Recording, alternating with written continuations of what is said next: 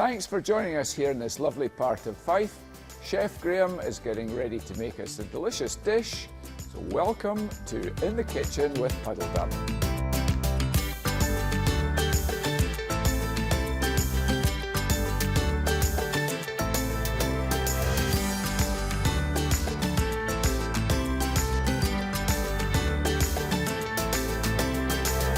This afternoon we are going to be cooking our chorizo with gnocchi. With gnocchi, yep.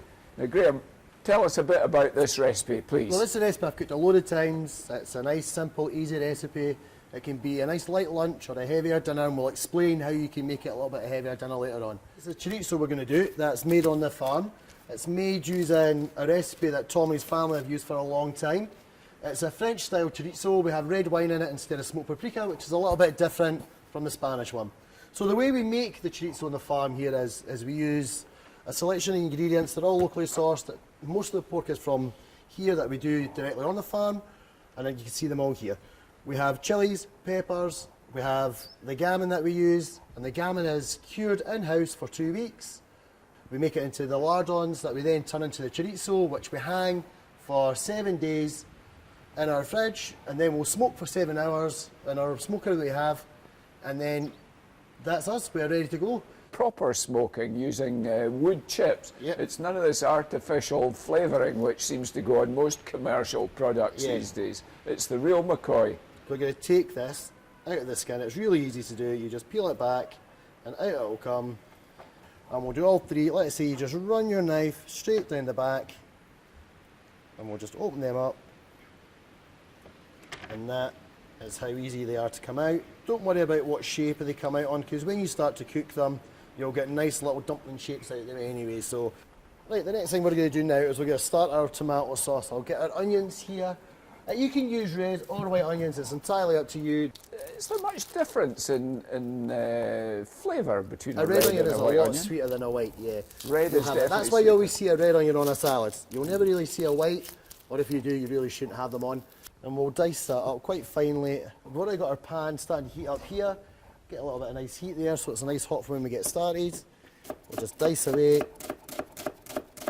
doesn't have to be this small when you do it, because what we're going to do is we're going to blitz the sauce and we're going to pass it. So all these little bits will be taken out of it if you're not going to use them. Like I say, this is quite handy for kids as well. If you want to put other vegetables in it, you can, because like I say, we'll blitz them down. You can leave them in, the kids will never know they're there. So what we'll do now is we're just actually going to make the sauce. A wee splash of olive oil. You can use vegetable oil, any grade oil. It doesn't have to be what we've got here. And we'll pop that in, and we'll let that start to cook down a little bit, and we'll let that sweat away. And we'll just let that cook for a couple of minutes. Just get some colour in there. So I've only been here working with Tom for 7 months. You know, I was a chef for 22 years at a hotel.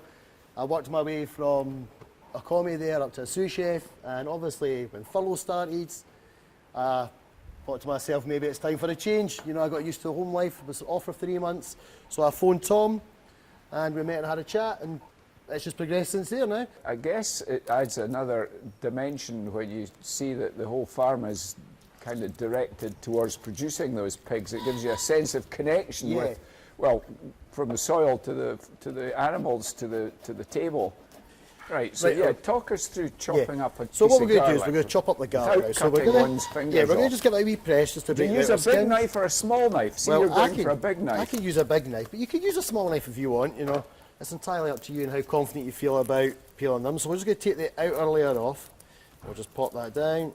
If it comes off, you know, and that'll be that. It goes there. We'll just give it a wee squeeze after you do it, and that'll break it open. And what we'll do is give that just a little rough chop, keeping your fingers well back. Just give it a wee, use your 2 fingers here just as a wee guide when you go down. And the point of the knife never leaves the chopping board. Never leaves the board. You don't have to be up waving it about, trying to impress whoever you're making your dinner for. You can just chop just that way.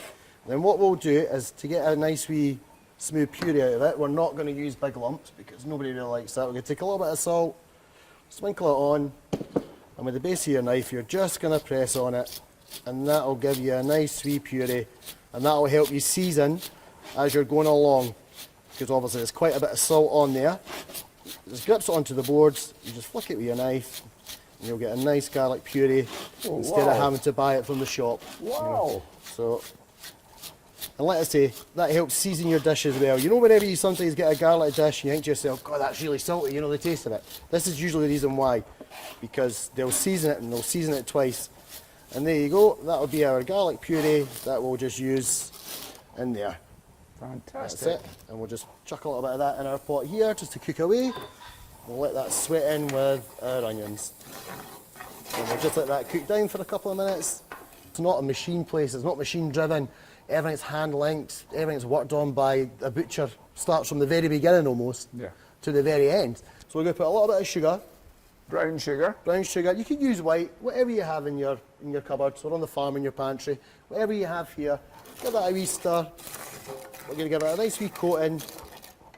And a tiny little splash of white wine vinegar, cider vinegar, whatever you have. Let's say I wouldn't use distilled because it's just a bit too harsh on it. So we'll have that in there and we'll just let that cook down now. We'll wait for all the sugar to dissolve and then that will be the base of our sauce. And if you can smell it, it's almost like a sweet and sour you get. So, and that'll balance out when you start to put the tomatoes in. So what we'll do now is we'll put a wee squeeze of tomato puree in there, just a little bit in there. We'll give that a wee mix up. That'll pop in. Keep that going round.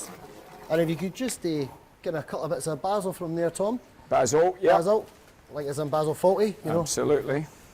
And we'll just give that, and we just pop that. Is that enough? Yeah, that's lovely, thank you. I'll give that a wee rinse here. Always give your herbs a wee wash, you know, before you use them. We'll chuck that in there. We'll give that just a wee blast round. And we'll chuck in our passata now. Starting to smell good. Is it starting to smell good? This is a good bit as well, you know. So what is the passata? And this is just a tomato-based sauce. It's pretty much just a concentrate of chopped tomatoes.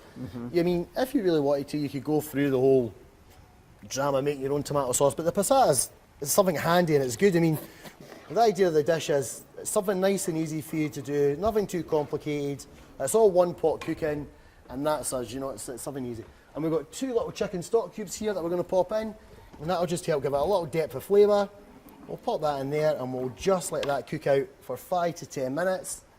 And that'll be that. That's the base of the sauce, ready to go. The next job for us will be doing our gnocchi if the pot of water's boiling yet. So it's almost there. I'll just give that a wee rinse round. Oh yeah, smelling good. Yep, and the gnocchi we've got it here. This is a potato dumpling, very much like a pasta dish. It's made exactly the same way. It's using flour, eggs. As when it goes in, as long as it's hot enough, it will float to the top when it's ready, and that is when you know it's cooked. A lot of people will leave their gnocchi in for so long, it will just turn into a dumpling and it will just disintegrate into mush. So we'll give that a couple of minutes, and hopefully if it's hot enough, it should come together. So in the tomato sauce now, what we're going to do is we're going to put a little bit of oregano in there. Dried oregano or fresh is fine, whatever you can get, and a tiny little bit of paprika. This is smoked that we use. It gives it a nice fiery flavour in there. That just pops in. And that is pretty much all the ingredients for your sauce ready to go.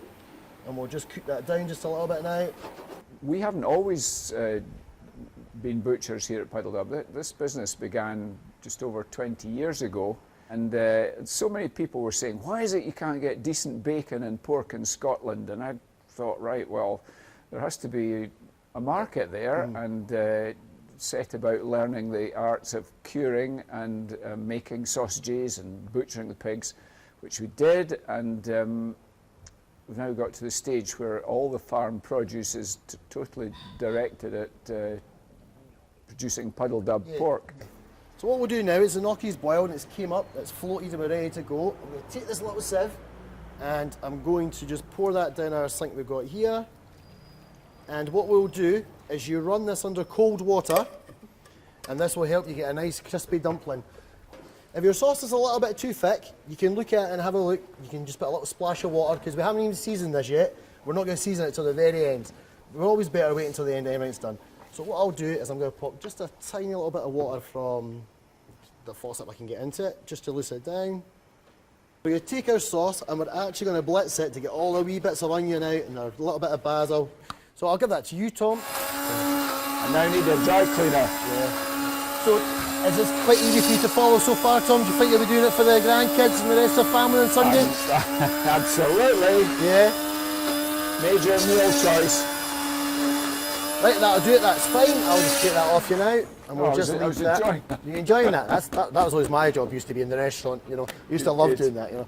Spend all day. And what we're going to do now is we're still going to pass it through a little sieve here. And we're going to put it straight into a wee pot. That'll just get passed and you'll see all the impurities just come back out of that. Take all that out of there.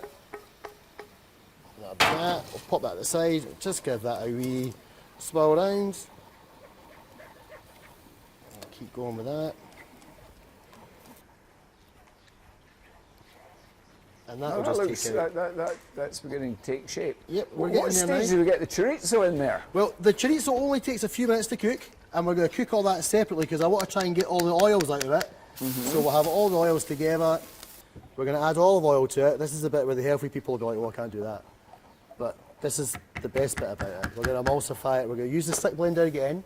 We've got some nice, it has to be olive oil. It won't work with vegetable oil. You see it's coming a little bit thicker now? Yeah. It'll come together. Just keep moving it around. Get all the edges, I'll hold it down for you.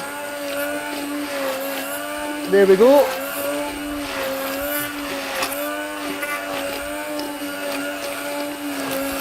That'll do us.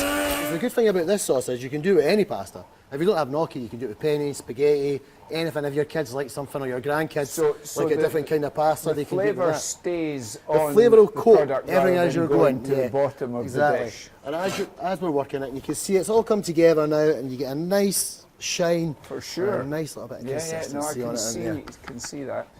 So what we'll do now is we're going to get a little bit of olive oil, just a tiny little bit, and use our non-stick pan for this because the gnocchi can be quite sticky sometimes, but you want to try and get a nice hot non-stick pan, and we'll just chuck that on there. You'll hear it start to sizzle straight away, and we'll get a little bit of basil again, Tom, if that's okay. Sure.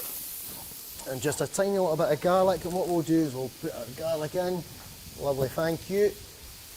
And what we'll do this time is we're just going to chuck this in whole after a wee wash. We'll leave that in, we'll pop that in, we'll keep the leaves whole, because the good thing about basil is if you cook it in oil, it'll go crispy, and it'll actually use it as a seasoning. Right. So it'll break down, you know. We'll have that in there. Basil's We'll fabulous. just keep it going, and we're going to try and just release as much of the oils out of that as we can, and that'll help flavour everything as we're going along. So we'll pop that in. We'll give that 2 or 3 minutes, and we'll just start to see, if you can just see that, Tom, you see all the Yep, coloured can see oils it's coming starting out? to take some And colour. that's what you're looking for. You want to try and get a nice char as well on your chorizo. So we'll leave that for a few minutes, and then we'll start on our gnocchi next. We've got some parmesan. We'll just shave a bit of the parmesan straight into it. You can never have too much cheese. You know, we'll put loads of cheese in that as well. Everyone likes cheese. Everyone, Olive oil and exactly. cheese. Olive oil, cheese. You know, we'll give that a wee drizzle in there. Just a tiny little bit. I didn't put a lot in there. Not this time. We'll get our tomatoes. Tomatoes are great at this time of year as well, you know. We'll give that a nice wee, nothing too hard about it. We can just half them. That's it done. In there. Cut them down. And we'll take a little bit of olive oil, and we'll sprinkle that on. We'll take a little bit of garlic, and we'll just rub that on. Just take the bulbs. People are not a big fan of it sometimes, so just have that. It'll flavour your bread nicely, without having the big lumps of garlic on it. Yeah. And we'll give that a wee toast, and we'll get our gnocchi in. As you can see, it's cooled down now, and instead of being quite grainy and soft, it goes quite hard, and it'll keep its wee dumpling shape into it. So we'll get that, we'll pop that in there. Now this is just one packet of gnocchi, so as you can see it is quite a substantial meal for 2 people.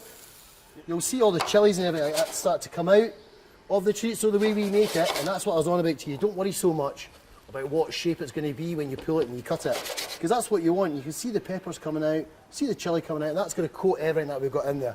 And the good thing that I've noticed about our chorizo is it's never the same twice, because we use peppers and we always eat the chilies. Everything's fresh that we use. We don't chuck in anything that's freeze-dried. It's all fresh that we use. While we're waiting, Tom, for our gnocchi to get nice and crisp and the chorizo to cook, how did you get into the farming trade, and how long have you been doing it for?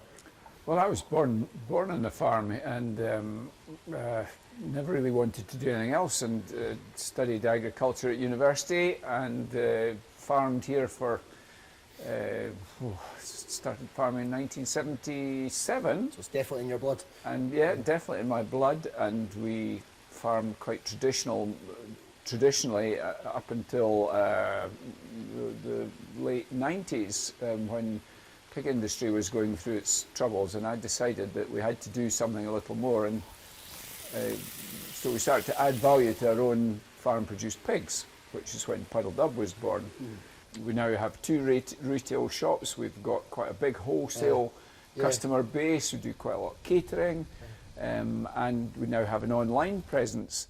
So what I'll do now is I'm just going to chuck some butter in here as well, just to give that a wee coat in, and that is almost there. You could pass that parsley there, Tom. We'll get a little chop of that, you know. If you use a flat edge knife, you'll be so much better. Yeah, you don't have to worry about it. And there's no, you won't bruise it. If you can see a nice sharp flat knife, it's fine like that. And that'll be like there. That's us pretty much there. We're just going to wait for that butter to melt. And that's us. Sauce is all ready. And we'll fire that. As soon as that butter melts, we'll... Right, well done, Graham. Yeah, Graham, you've made that look very simple. You've got simple, straightforward ingredients. Yep. This is easy, Tom. We used to have this dish on the restaurant at work. It's quality food, quality ingredients, and that's really what it comes down to, you know. And let's say it's restaurant quality food that you can do at home. And that'll be easy. You'll just give that just a wee coat in. I like loads of sauce in mine. Some people aren't keen on it, but you know, it's a pasta dish. You like to have sauce.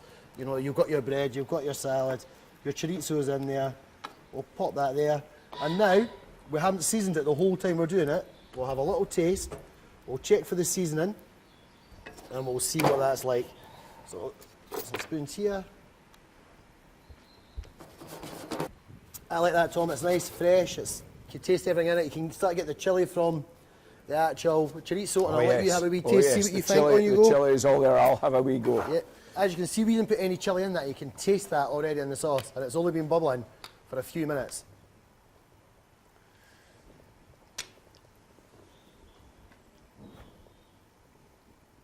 How's that for you?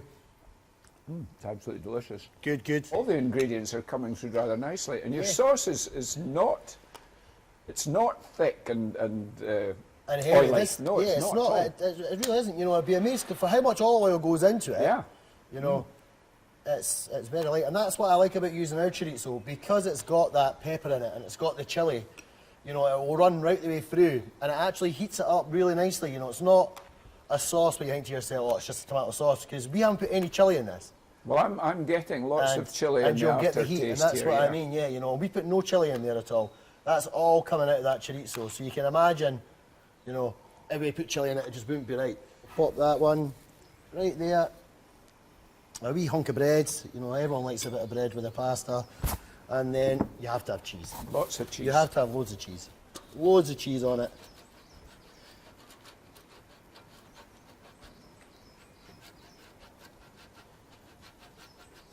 Loads of cheese there, and just a little drizzle of olive oil.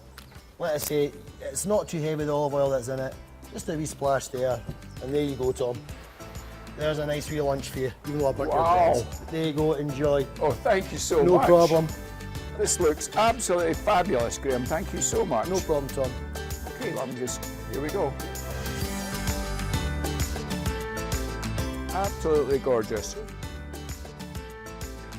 You can find us in either of our shops in Kirkcaldy High Street or in Dobbie's in Dunfermline, or you can buy from us online or at farm shops and delis across the country. Well, that was really a delicious dish. I hope it's going to inspire you to try it at home. And thank you for watching In the Kitchen with Puddledub. Goodbye now.